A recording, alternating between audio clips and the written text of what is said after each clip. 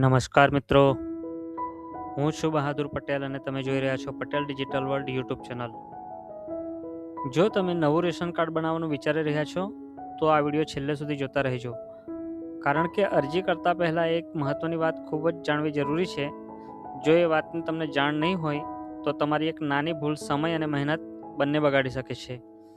તો ચાલો સૌથી પહેલાં એ મહત્ત્વની વાતથી શરૂઆત કરીએ. હવે સૌથી પહેલાં એક મહત્ત્વના પ્રશ્નનો જવાબ જાણીએ. શું દરેક વ્યક્તિ નવું રેશન કાર્ડ બનાવી શકે? ઘણા લોકોનો જવાબ હશે હા, પરંતુ સાચો જવાબ જાણતા પહેલાં એક વાત સમજવી ખૂબ જ જરૂરી છે. કારણ કે નવું રેશન કાર્ડ દરેક વ્યક્તિ બનાવી શકતી નથી. તેના માટે સરકાર દ્વારા કેટલાક નિયમો અને ચોક્કસ પરિસ્થિતિઓ નક્કી કરવામાં આવી છે. તો ચાલો હવે જાણીએ કે કઈ પરિસ્થિતિમાં નવું રેશન કાર્ડ બનાવી શકાય. કઈ પરિસ્થિતિમાં નવું રેશન કાર્ડ બનાવી શકાય. તો સરકાર દ્વારા નક્કી કરેલી પાત્ર પરિસ્થિતિમાં જ નવી રેશન કાર્ડ માટે અરજી કરી શકાય છે. ઉદાહરણ તરીકે લગ્ન પછી અલગ પરિવાર બન્યો હોય અથવા તો કુટુંબ તરીકે અલગ રહેવાનું ચાલુ કર્યું હોય તો નિયમો મુજબ અરજી કરી શકાય છે. આ સિવાય કેટલીક અધિકૃત રીતે માન્ય પરિસ્થિતિઓમાં નવી અરજી સ્વીકારવામાં આવે છે, પરંતુ માત્ર પાત્ર હોવું જ પૂરતું નથી.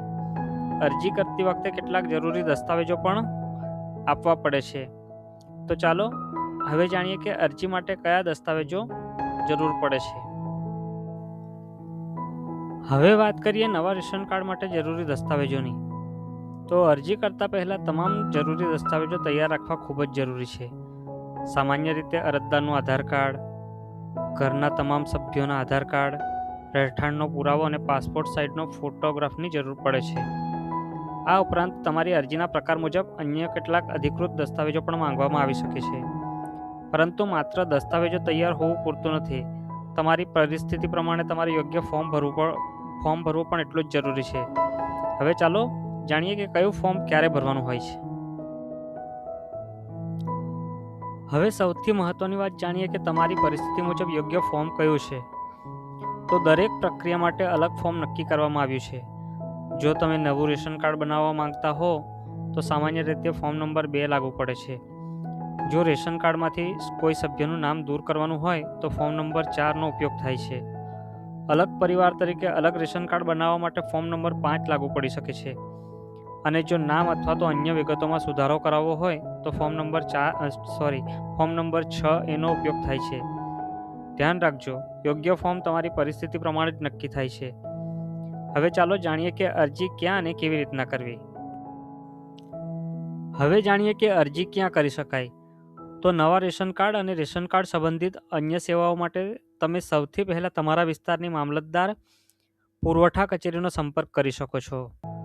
જો તમારા વિસ્તારમાં જનસેવા કેન્દ્ર દ્વારા આ સેવા ઉપલબ્ધ હોય તો જરૂરી દસ્તાવેજો અને યોગ્ય ફોર્મ સાથે ત્યાં પણ અરજી કરી શકાય. સરકાર દ્વારા કેટલીક સેવાઓ ડિજિટલ ગુજરાત પોર્ટલ પર પણ ઉપલબ્ધ છે, પરંતુ સ્થાનિક પ્રક્રિયા મુજબ અરજી કરવાની રીતમાં થોડો ફેરફાર હોઈ શકે છે. તેથી અરજી કરતા પહેલાં તમારા વિસ્તારની સંબંધિત કચેરીમાં એકવાર માહિતી જરૂર મેળવી લો. હવે ચાલો જાણીએ કે અરજી કર્યા પછી આગળની પ્રક્રિયા શું છે. શું પ્રક્રિયા થાય છે. તો સૌ પ્રથમ તો સંબંધિત કચેરી દ્વારા તમારી અરજી તથા તમામ જરૂરી દસ્તાવેજોની ચકાસણી કરવામાં આવે છે. જો જરૂર જણાય તો સ્થળ તપાસ પણ કરવામાં આવી શકે છે.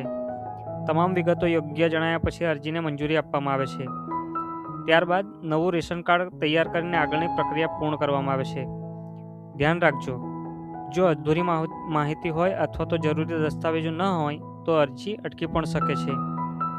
તો હવે જાણીશું કે કઈ સામાન્ય ભૂલોના કારણે અરજી અટકી શકે છે. એવી કઈ સામાન્ય ભૂલો છે જેના કારણે અરજી અટકી શકે છે અથવા તો અરજીમાં વિલંબ થઈ શકે છે. તો સૌપ્રથમ તો એ ભૂલ છે કે જરૂરી દસ્તાવેજો અધૂરા અથવા તો ખૂટતા હોવા. ત્યારબાદ અરજીમાં ખોટી અથવા તો અધૂરી માહિતી લખવી. તમારી પરિસ્થિતિ મુજબ યોગ્ય ફોર્મનો ઉપયોગ ન કરવો. ત્યારબાદ સરનામાનો યોગ્ય પુરાવો રજૂ ન કરવો. અને 5મી ભૂલ, પરિવારના સભ્યોની વિગતોમાં ગેરમેળ અથવા તો ભૂલ હોવી. જો તમે આ સામાન્ય ભૂલો ટાળી શકો છો તો તમારી અરજી પ્રક્રિયા વધુ સરળ બની શકે છે. તો આજે આપણે નવું રેશન કાર્ડ બનાવવા માટેની સંપૂર્ણ પ્રક્રિયા સરળ ભાષામાં જાણી. નવું રેશન કાર્ડ કોને બનાવી શકાય, જરૂરી દસ્તાવેજો, યોગ્ય ફોર્મ, અરજી ક્યાં અને કેવી રીતના કરવી, અરજી પછીની પ્રક્રિયા અને અરજી અટકી શકે તેવી સામાન્ય ભૂલો વિશે પણ માહિતી મેળવી. જો તમને આ વિડીયો ઉપયોગી લાગ્યો હોય તો તેને લાઈક કરો, તમારા મિત્રો અને પરિવાર સાથે શેર કરો અને આવી જ સાચી અને સરળ સરકારી યોજનાઓની માહિતી માટે પટેલ ડિજિટલ વર્લ્ડની યુટ્યુબ ચેનલને સબસ્ક્રાઈબ કરવાનું ભૂલશો નહીં. અને જો તમને બીજી કોઈ યોજનાઓનું ફોર્મ ભરાવવું હોય તો તમે હાઈટેક કોમ્પ્યુટર પીપલોદ ખાતે અમારો સંપર્ક કરી શકો છો.